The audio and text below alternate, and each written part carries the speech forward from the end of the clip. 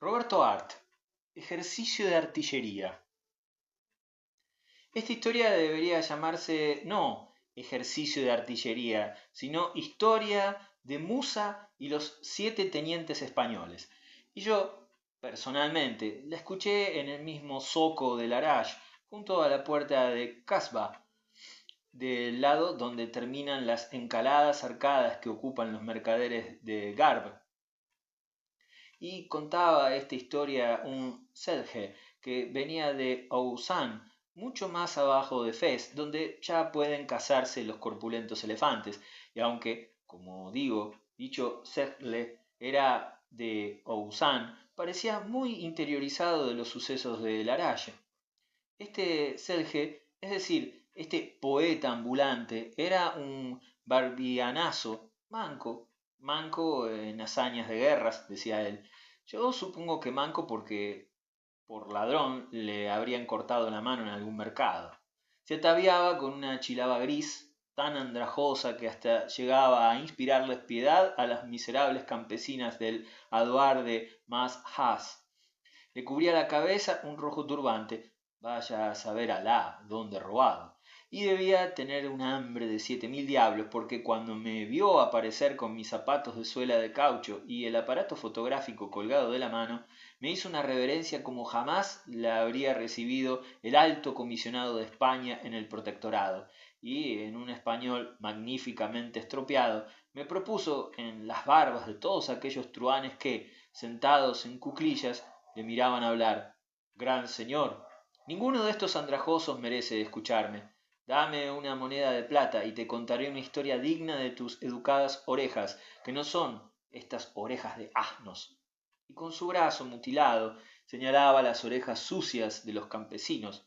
Yo esperaba que todos los tomates podridos que allí fermentaban por el suelo se estrellarían contra la cabeza del Sergle de Ousán, pero los andrajosos que formaban un círculo en torno de él se limitaron a reírse con gruesas carcajadas y a injuriarle alegremente en su lengua nativa, y entonces yo, sentándome en el mismo ruedo que formaban los hombres de la tribu de El Tulat, le arrojé una moneda de plata y el manco insigne, descalzo y hediondo a leche agria, comenzó su relato que yo pondré en asequible castellano.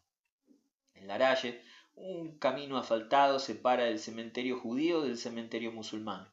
El cementerio judío parece una cantera de tallados mármoles y todos los días de la semana podréis encontrar allí mujeres desesperadas y hombres barbudos con la cabeza cubierta de cenizas que lloran la cólera de Jehová sobre sus muertos. El cementerio musulmán es alegre, en cambio, como un Carmen. Los naranjos crecen entre sus tumbas y mujeres, embosadas hasta los ojos, escoltadas por gigantescas negras, van a sentarse en un canto de la sepultura de sus muertos y mueven las manos mientras compungidas lloran a moco tendido. El teniente Herminio Venegas venía a pasearse allí. Un inexperto observador hubiera supuesto que el teniente Venegas, al mirar el cementerio de la izquierda, quería conquistar a alguna bonita judía, o que, al mirar el cementerio de la derecha, pretendía enamorar a alguna musulmana emboscada en el misterio blanco de su manto. Pero no era así. El teniente Herminio Venegas no estaba para pensar en judías ni en musulmanas. El teniente Venegas pensaba en Musa, el usurero. Pensaba en sus deudas. Musa, el usurero, vivía en una finca que hay a la misma entrada de la puerta de Xaba. Musa, el usurero, para contrarrestar el maravilloso tufo a queso podrido y a residuos que flotaba en el aire, tenía junto a la muralla dentada un jardín extendido, apretado de limones, con parterres tupidos de claveles y rosales que 5 esclavos del aduar de Mas-Has cuidaban diligentemente, mientras Musa, plácido como un santón, se mesaba la barba y miraba venir a sus clientes. Atendía a los desesperados entre capullos de rosas. Él no tenía escrúpulos en trabajar con corredores judíos. Musa se había especializado con los oficiales de la guarnición española. Cierto que a los oficiales les estaba terminantemente prohibido contraer deudas con prestamistas musulmanes, pues podían complicarse las cosas. Pero el teniente Herminio Venegas, una noche, contempló la verdosa muralla, almenada y triste. las campesinas dormidas junto a sus montones de leña seca y, naturalmente, maldiciendo su destino, enfundado en un chilaba para cubrir las apariencias, fue y levantó el pesado aldabón de bronce que colgaba de la baja, sólida y claveteada puerta de la finca de Musa. Siempre era a esa hora, cuando el cielo toma un matiz verdoso, que llegaban los clientes de Musa. Tan advertido estaba su gigantesco portero, un eunuco tunecino negro y corpulento como un elefante, que sin hablar, inclinándose humildemente, hacía pasar a la futura víctima de Musa hasta el jardín. El prestamista, bajo un arco lobulado con muescas de oro y filetes de lapislázuli, se levantaba y, besándose la punta de los dedos, acogía a su visitante con la más exquisita de las atenciones musulmanas, haciendo sentar a su visitante en muelles cojines, le agasajaba, le acariciaba y le decía: honras mi casa, que Alá te cubra de prosperidad a ti y a tu noble familia. Hoy es un gran día para mí. ¿Cuánto necesitas? No te preocupes, soy feliz al servirte. Cuando Herminio Venegas respondió 5.000 pesetas, Musa se lanzó a reír. ¿Y por este montoncito de leña seca te preocupas? Yo creía que era un incendio. Nada más que 5.000 pesetas. Tú, un oficial español. Juro por las barbas del califa que te llevarás 10.000 pesetas de mi casa. ¿No sabes que el profeta ha dicho que las manos de los impíos están cerradas para la generosidad? Quiero que tu día de hoy sea hermoso y dulce. Alí, Alí, tráele café a este hermoso oficial español. Ciertamente que Venegas se llevó 10.000 pesetas y firmó un recibo por 15.000.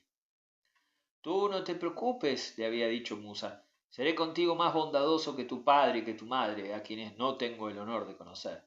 Venegas volvió una vez y luego otra y otra. Un día Musa se levantó adusto de sus cojines. Era la primera vez que Venegas veía de pie al prestamista. Musa era alto como una torre. Las barbas que le llegaban hasta el ombligo le daban el aspecto de un Goliat. El prestamista, tomándose con la mano unas de estas barbas, dijo al tiempo que se las retorcía con colérica frialdad: ¿qué te has creído? ¿Que yo asalto a los traficantes como ese bandido de Reisuli? Te he tratado bondadosamente, como si fuera tu padre y tu madre. ¿Y tú? ¿Qué me has dado? Papeles, papeles con tu firma. ¿Me pagas o iré a ver a tu coronel? Venegas pensó que podía embutir todas las balas de su revólver en la barriga de aquel monstruo, pero también pensó que podían fusilarlo, y apretando los dientes, vencido, pidió: dame 3 días de plazo. 4. Musa se dejó caer sobre los cojines y respondió: hasta el domingo estaré en mi finca de Guedina. El lunes, si no me has pagado, veré a tu coronel. Y no terminó de pronunciar estas palabras cuando, frío, negro y exquisitamente homicida, el teniente vio aparecer a su lado al eunuco tunecino, que le acompañó hasta la puerta de calle arqueando profundas zalemas. El teniente Ruiz estaba quitándose las botas cuando Venegas entró a su cuarto. Ruiz se quedó con las manos olvidadas en los cordones de la bota al mirar al contraído semblante de Venegas. ¿Qué te ha dicho Musa? El lunes verá al coronel. Ruiz comenzó a quitarse las botas y dijo: mañana saldremos para los bosques de Rael. ¿Rael? Sí, hay que terminar los ejercicios de tiro en la parcela de Guedina. Venegas se recostó en su cama. Estaba perdido si el prestamista veía al coronel, y Musa no era hombre de andarse con bromas. Había metido en cintura más de un bravucón del Araye. Se decía que una de sus hijas estaba en el harén del califa. ¿Qué hacer? Ruiz ya se había dormido. Venegas apagó la luz. Por la ventana enrejada entraba una claridad festiva, reticulada. ¿Qué hacer? Venegas se levantó y abrió despacio la puerta. Allá, en el fondo del patio, se veía el escritorio del coronel iluminado.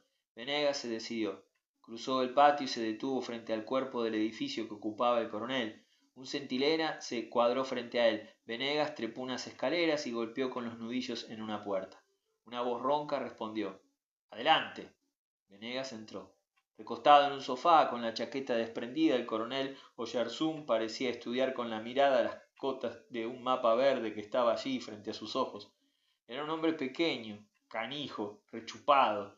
Lo miró al teniente y comprendió que el hombre iba en busca de auxilio. Entonces se incorporó y, ya sentado en el sofá, dijo: «Pase, teniente». Le señaló una silla. «Siéntese». Venegas obedeció. Tomó una silla y se sentó frente al coronel, pero el coronel no parecía tener mucha voluntad de hablar. Callado, miraba tristemente el suelo y sin saber por qué, Venegas sintió lástima por aquel hombre fraco y canijo. ¿Sería verdad lo que se murmuraba, que el coronel se había aficionado al hachís? Cierto es que allí el hachís andaba en muchas manos. ¿Qué le pasa? Venegas comenzó a contar al coronel la historia de su enredo financiero con Musa. Por un instante pensó en contarle una mentira al coronel, que Musa le había pedido los planos de las baterías que defendían el valle de Lucus, pero rápidamente comprendió que el coronel podía adivinar su mentira o tratar de aprovecharla. Mejor era decir la absoluta verdad. El coronel, sentado en la orilla del sofá, le escuchaba, levantando de tanto en tanto sus grandes ojos pardos. Cuando Venegas terminó su relato, el coronel se puso de pie resueltamente. Tenía todo el aspecto de un mico triste. Venegas, rígidamente cuadrado, esperó su sentencia. El coronel encendió un cigarrillo, miró melancólicamente el mapa de las cotas y dijo: «Hay 7 tenientes en este cuerpo en la misma situación que usted. Esto es intolerable. Mañana salimos a cumplir ejercicios de batería en los bosques de Rahel. Guedina está atrás. No me causaría mucha gracia que cayera algún proyectil por equivocación sobre la finca de Musa, aunque, en verdad, mucho no se perdería. Buenas noches, teniente». Venegas tieso saludó. Había comprendido. La parcela de Guedina se extendía por el valle y allí, en su centro, se veía el castillete con sus torrecillas de piedra perteneciente a Musa, el prestamista. Más allá se extendían las colinas pizarrosas empenachadas de borbotones de verdura rojiza y verde, y allá lejos, en una loma, el lienzo de cielo estaba cortado por la línea azulenca de los bosques de Rahel. Musa, sentado en el toldo de su parque bajo las ramas de un naranjo con Aïlla a su lado, probaba unas cortezas de limón confitado que Aïlla, soportando en un plato, le ofrecía, sonriendo de rodillas. Fue un silbido de pirotecnia. Musa miró, sorprendido, alrededor, cuando un obús estalló sobre la cresta del bosque. Aïlla, temblorosa, apretó contra él su juventud, pero Musa, espantado, se puso de pie, y no había terminado de hacerlo cuando un estampido más próximo levantó del suelo una columna de fuego y de tierra. Aïlla, desmayada de terror, cayó sobre el césped. Musa la miró un instante sin verla y echó a correr hacia dentro del parque. Su terror no conocía límites porque era un hombre pacífico. Sabía que varias baterías estaban haciendo ejercicio de tiro más allá de la cortina azulenca del bosque de Rahel, pero de allí a... Esta vez el impacto fue decisivo. El obús alcanzó el vértice de la torre de piedra, y la torre de piedra de su hermosa finca se levantó por los aires como si la hubiera arrancado una tromba por los cimientos. Luego se desmoronó en una lluvia de cascotes, y un grupo de criadas, de mujeres sin velo, de esclavos, salió del pórtico principal chillando y arrastrando las criaturas consigo. Las mujeres entraron en el ala derecha del parque. Otro estampido hizo temblar el suelo. Los muros de piedra del antiguo castillo que había pertenecido al sheik de Rahel se resquebrajaron. Una teoría de columnitas aventada al espacio por la explosión fue a derramar sus tallos de mármol en un estanque. Nuevamente una cortina de proyectiles barrió el suelo y los pocos lienzos de muralla que quedaban en pie bajo el sol de la tarde temblaron y cayeron. Musa se dejó caer al suelo y comenzó a llorar. Comprendía. Los 7 tenientes del cuerpo de artillería, los 7 hombres que él había beneficiado con sus préstamos, bombardeaban deliberadamente su hermosa finca. No vacilaron en matarle a él, a sus 9 esposas, a sus 17 criados. Como en una pesadilla lo veía al maldito teniente Venegas rodeado de sus soldados, incitándolos a concluir la obra destructora con un asalto a la bayoneta. Las lágrimas corrían por el barbudo semblante del gigantesco Musa, pero el fuego de las baterías parecía enconado rabiosamente sobre las ruinas. Algunos proyectiles habían roto los caños del estanque. A cada explosión las piedras volaban entre espesas nubes de humo negro y polvo. Por sobre el césped se podían ver los muebles destrozados por la explosión, los cojines espanzurrados. Cada proyectil arrancaba de la tierra surtidores de cascajos. Musa, escondido ahora tras un árbol, miraba aterrorizado esta completa destrucción de sus bienes. Evidentemente, los tenientes de artillería eran gente terrible.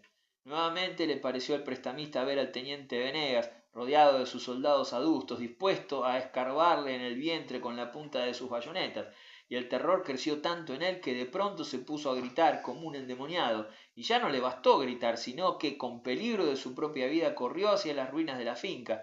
Las mujeres del bosque le gritaban que se detuviera, que le iban a herir los cascos de los proyectiles, que otra vez podían caer, pero Musa, sordo, desesperado, quería acogerse a sus bienes despedazados y espoloñado por el furor que hacía girar el paisaje entre sus ojos como una torbellinada pesadilla de piedra y de sol, dando grandes saltos se introdujo entre las ruinas, su cuerpo chocó pesadamente contra una muralla, la muralla osciló y los cuadrados bloques de granito se desmoronaron sobre su cabeza. Musa, el prestamista, dejó para siempre de facilitar dinero a los cristianos. 24 horas después el coronel presentó un sumario al alto comisionado y el alto comisionado se excusó ante el califa. Ocurrió que durante la marcha el retículo de un telémetro se corrió en su visor a consecuencia de un golpe, lo que determinó un error de cálculo en reglage del tiro. Era de felicitarse que la desgracia de Guedina no hubiera provocado más muertes que la de Musa, víctima no de los proyectiles, sino de su propia imprudencia. El califa, infinitamente comprensivo, sonrió levemente. Luego dijo: me alegro de que el asunto no tenga mayor trascendencia, porque Musa no pertenecía a la comunidad marroquí, sino argelina.